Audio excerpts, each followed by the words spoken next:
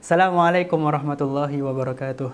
Alhamdulillah kita bertemu lagi dalam satu lagi segmen Jom Kita Bercerita. Apa khabar para penonton semua?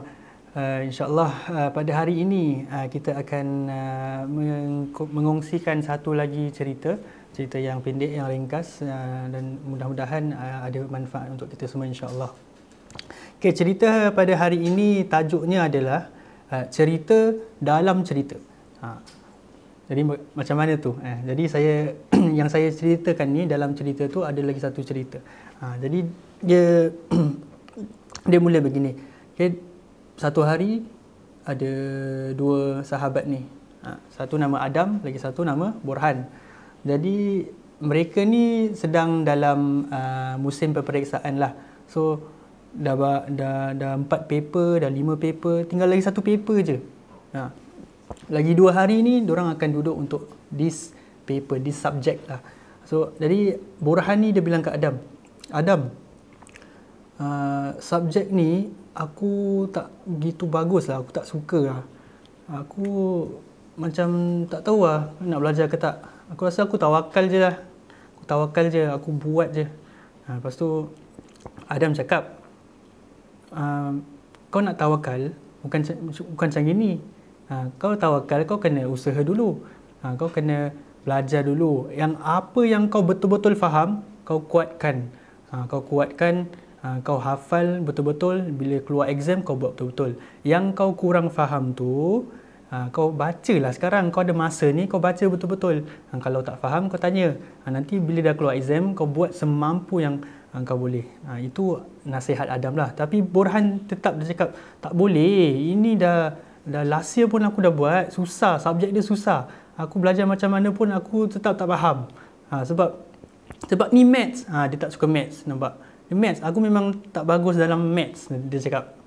Sebab kalau aku belajar maths, nanti yang kita belajar nombor lain. Nanti yang keluar exam, dia soalan lain, nombor dia pun tukar. Jadi aku dah keliru nanti. Jadi dia pun give up, dia tak nak belajar. Dia cakap dia nak tawakal kepada Allah, dia nak go to the exam, dia nak buat gitu je. Jadi apa reaksi Adam? Macam mana Adam nak nasihat si Borhan ni? Jadi Adam pun cakap dengan Borhan, macam gini, kau nak betul-betul faham macam mana nak tawakal kan? Aku ada cerita untuk kau. Jadi dalam cerita saya ada lagi satu cerita, itulah dia. Jadi Adam punya cerita apa?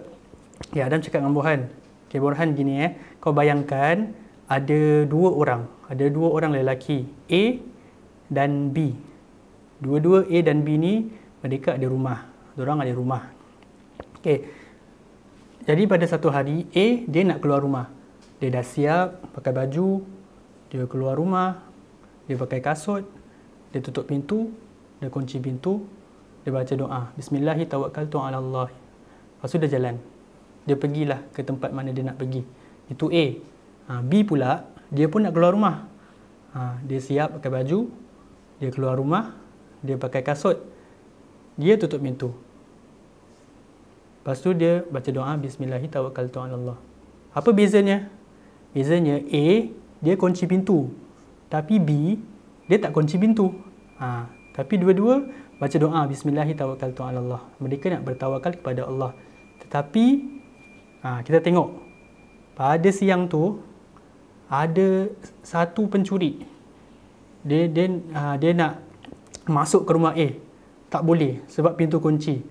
Dia tak jadi masuk. Dia tak jadi nak rompak. Yang B pula, ada satu perompak dia datang. Dia nak masuk rumah B. Dia boleh masuk tak? Boleh. Sebab rumahnya tak kunci. Lagi bagaimana tawakal yang si B ni? Dia tawakal tapi dia tak kunci pintu. Dia tak usaha. Kunci pintu tu adalah usaha. Jadi bila kita nak tawakal, sebelum kita nak bertawakal, kita kena usaha dulu. Kita usaha dengan apa?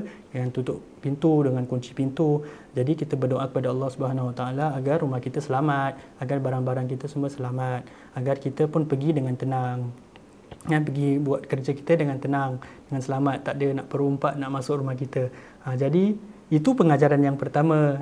Tawakal tak cukup tanpa kita berusaha. Itu pengajaran yang pertama. Yang kedua pula, kita tengok usaha kita apa? Usaha kita yang kita perlukan. For example macam sekarang, apa usaha kita? Kita nak apa?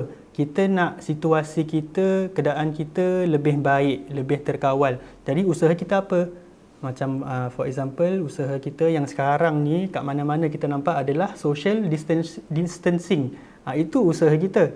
Kita nak jaga, nak kawal, nak kontrol negara kita. Kita usaha dengan social distancing, kita usaha dengan kita pakai mask, kita usaha dengan kita stay kat rumah. Itu pun usaha kita. Dengan kita usaha, barulah kita tawakal kepada Allah Subhanahu Wa Taala. Kita berdoa agar kita semua selamat, agar wabak ini pergi dengan cepat-cepat insya-Allah dengan usaha kita. Jadi itu yang kedua. Yang ketiga pula, lepas kita dah usaha, lepas kita dah berdoa, lepas kita dah tawakal, dia result dia. Apa yang datang selepas tu? Mungkin for example kita dah belajar, kita buat exam, tapi kita dapat markah tak bagus, ataupun kita tak lulus, kita gagal for example. Jadi apa kita kena buat? Kita kena sabar.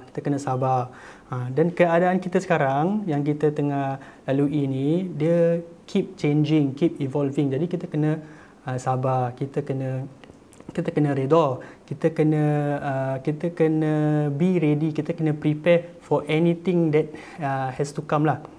Kita kena redha dengan ketentuan Allah Subhanahu Wa Taala. Mungkin dulu tak ada social distancing, sekarang dah ada. Dulu tak kena pakai mask dekat luar, sekarang dah kena pakai. Macam-macam lah. The situation keeps changing, keeps evolving. Jadi kita kena sabar dengan ketentuan Allah Subhanahu Wa Taala. Jadi itulah ketiga-tiga pengajaran. Senang saja, tawakal. Apa itu tawakal? Kita kena usaha sebelum tawakal, dan juga lepas tawakal tu apa sahaja yang Allah telah tentukan, kita kena sabar dan kita kena cuba untuk baiki keadaan dengan usaha kita yang baru, yang lain insya-Allah. Sampai di sini saja cerita kita. Kita juga jumpa lagi di dalam segmen yang akan datang. Assalamualaikum warahmatullahi wabarakatuh.